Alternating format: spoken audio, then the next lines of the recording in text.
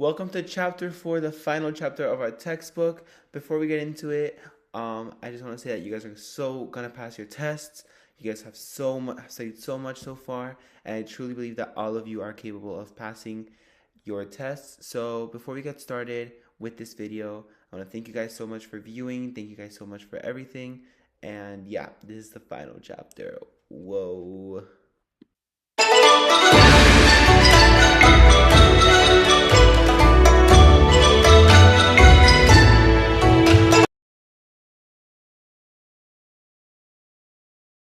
Okay, so right after the end of the Long March, the communists focused on getting more people to their cause.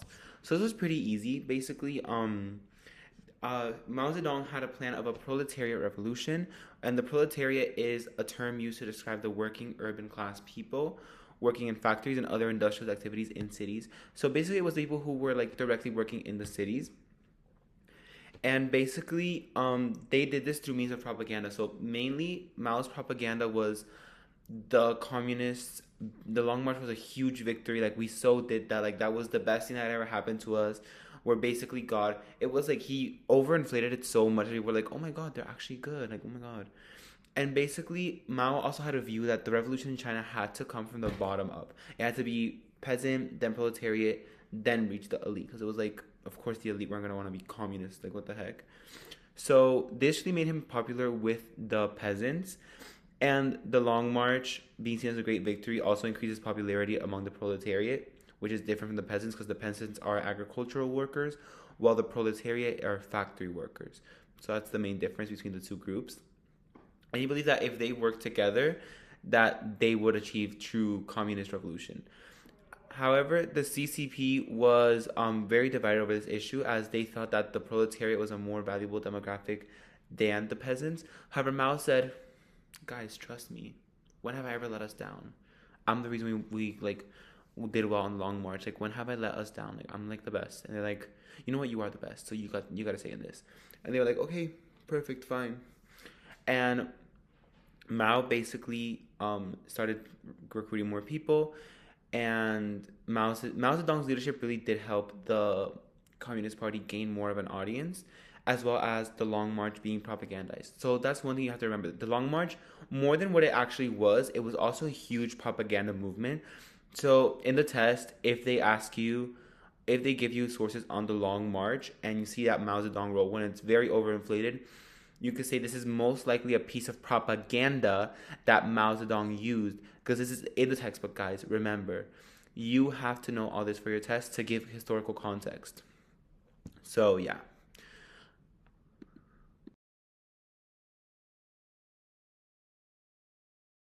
All right, so do you guys remember how we went over the fact that the Long March ended in Yunnan in the Shenzi province? Well, basically, the communists settled here and they formed the Yunnan Soviet.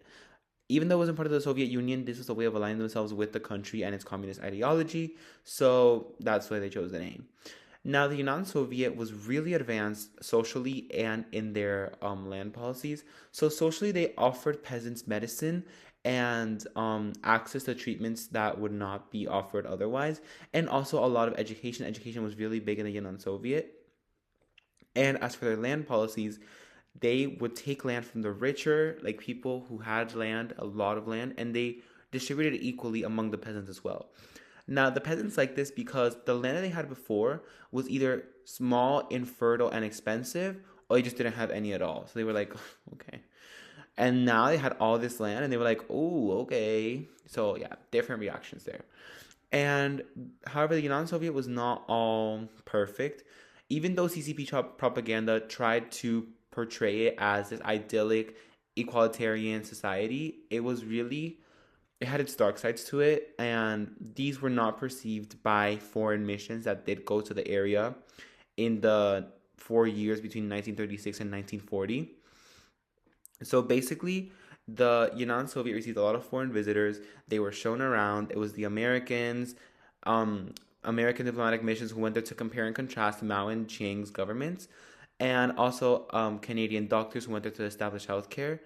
These missions came back with amazing reports of the Yunnan Soviet, saying that it was super advanced, it was super like amazing. However, these people were easily tricked. First, because they didn't spend enough time there to actually know what life was like there. And second of all, since they didn't speak Chinese, they didn't find out many intricate details, such as that the education was extremely communist oriented and it wasn't objective and it wasn't adequate for a true, well rounded education. It was all anti KMT propaganda and pro CCP propaganda. So it wasn't really education, it was more like indoctrination. And basically, the CCP propaganda was not really the real thing. And also the land redistribution programs were very they were very violent against the people who they were taking the land from. Most of the time, landowners, landlords, and wealthy peasants were violently forced to give their land up. So that wasn't really positive either. Yet Mao was entering a new stage in his political career, a stage in which he was becoming a leader, and just like any other leader, he had opposition. So in 4.3a, we mentioned that the CCP leadership thought that there should be more proletariat involvement than peasant involvement, and this kept going even during the Yunnan Soviet era. So what Mao did was that he started what he called a rectification movement. And this movement ended up really being just overall harmful to the CCP, as it really was like a purge. It was basically a purge. And he by 1942, all members that the CCP were required to read and make comments on Mao's writings. So that was like a requirement to be there. And by saying um by saying all members of the CCP, that includes people in the Yunnan Soviet. So regular people were being affected by this movement and this rectification that Mao was trying to impose. So basically, were not people who encouraged people who criticized Mao's writings, even though it was encouraged, were accused of being individuals and putting the needs of themselves above the CCP, and this basically this was basically like a scarlet letter. They were like, imagine like a scarlet eye being like this eye, individual, not a good thing to have in the non-Soviet, as you could get executed. However, by the end of the rectification movement, it is impossible to be certain about how many people died. However, a lot of independent historians assume that it was up to 10,000 people dead. By 1944, Mao officially declared the end of this rectification movement, claiming that the tactics associated with it that were very much terror and um, execution and all that bad stuff were not his own, but rather excessive power imposed by local CCP officials.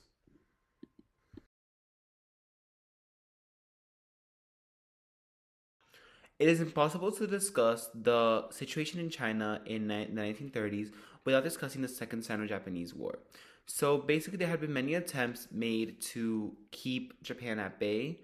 So of course, after the invasion of Manchuria, the two countries signed the Tengu Truce of 1933, and this truce was broken as Japanese forces attacked the Great Wall region near Peking, and this led to the establishment of a DMZ, or a demilitarized zone, protecting Japan's puppet state of Manchukuo. So basically, it wasn't even protecting China; it was protecting Japan. So China had the really short end of the stick here, and the thing was that this truce held for 4 years. And by 1937, Japan launched a full-scale invasion into China, triggering the Second Sino-Japanese War. So, if you guys remember, the first Sino-Japanese War was all the way back in the 1890s, and now in the 1930s, we were getting the Second Sino-Japanese War. Now, the KMT had taken on a policy of full retreat. They were retreating, going back, and letting Japan take up the space that they were retreating in. Now, the CCP was not really involved in the war at all. Like, they were involved, but it was really not that much. But they used the KMT retreating as propaganda for their anti-KMT movement and aims and their policies against the KMT, and they use this as ways to say like, oh look, they're weak, we are strong, we're communist, we're the good guys. So really, the impact of war with Japan after 1937 was huge. It led to the KMT losing popularity, and it led to them losing China, like Chinese territory, and it led to the CCP gaining popularity due to their effective use of the situation as a way to get propaganda. And they also used the war to grow their boundaries outside of Yan'an and into other areas of China. Even if they were like not connected, they used this tactic of expanding to get more followers as well.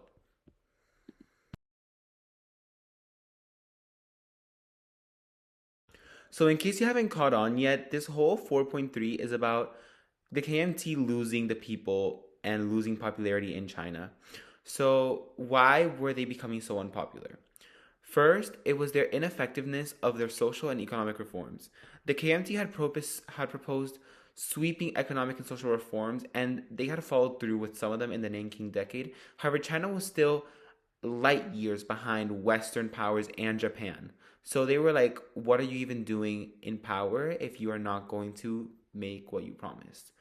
Second, they lost the support of the peasants, mainly because a lot of peasants were communist, and the white terror that we discussed earlier that was going on during like the times before 1937 was purging communists, and it's purged a lot of peasants, and the communists were actually treating the peasants well. They were giving them land, they were also not exploiting them for labor, and moreover they knew how to um, propagandize themselves to the peasants and get their favor. Now, continuing on this point, the KMT was often accused of being corrupt and protecting the wealthy and ignoring the poor. It was seen as an elitist government, like a government that only cared about the rich and not about the poor. And China was mainly composed of the poor. Like outside of the cities, outside of all that, the poor were the majority. The peasants, even the proletariat in the cities, were the considered the poor and lower class, and they felt ignored by their government. So of course they were going to become unpopular. Now, if you're popular with the elites as a government, and but you're unpopular with the majority of the people, you're gonna fail because the people are not on your side. And Chiang Kai shek was accused of being a very corrupt man as well. He was accused of having a lot of corruption, and this was seen as a cause for the lag in social and economic reforms. And this led to them becoming even more unpopular because they're like, okay, you do have the money, you're just being corrupt and like hogging it. So why do we want you in power? And then there was also no movement towards democracy. Like the KMT had promised moving towards democracy and keeping up with Chiang Kai shek's ideals. However, this was not clearly not being done, as the people were not seeing any move towards democracy.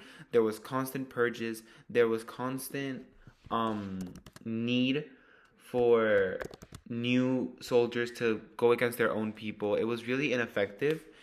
At the same time, Chiang introduced what he called the New Life movement. Outwardly, this was an attempt to revive traditional Chinese values such as morality, responsibility, and honesty in the interest of China's future. However, it was strongly militaristic and it looked to eradicate all potential opposition to this movement. So, once again, he was a very violent man. This made him even more unpopular, and this gained him um, even less favor with the people. Aside from this, like I mentioned before, he was a graduate and alumn from the Whampoa Military Academy. So this meant that he was constantly establishing new martial law. He was enforcing censorship really strongly, and the people of China lost a lot of civil liberties with um, Chiang Kai-shek in power. Like they lost the power to protest, they lost the ability to do any demonstration against the government. Now, the communists were not any different, but since they were not projecting this at such a large scale like Chiang was, people were like, you know what? Maybe this is the way out. So that was really what the um triggered the unpopularity of the KMT. Not to mention the way that they handled the war in Japan. It was really bad. It was a really whole mess of what was what was going on in Japan. It was a huge mess. Japan was just taking land from China. China was unable to defend itself, or they were not looking to defend themselves. The KMT was started to retreat, and like we said before, all these were things that the CCP was using to propagandize themselves to the poor, to the people, and really get to them and be like, they don't like you, we like you, so you like us. And it worked, and eventually the KMT was ousted from power. Thank you guys so much for watching this episode of ACE Textbook Translated. Remember to study up for your test on May 5th. And yeah, don't forget to pass your tests.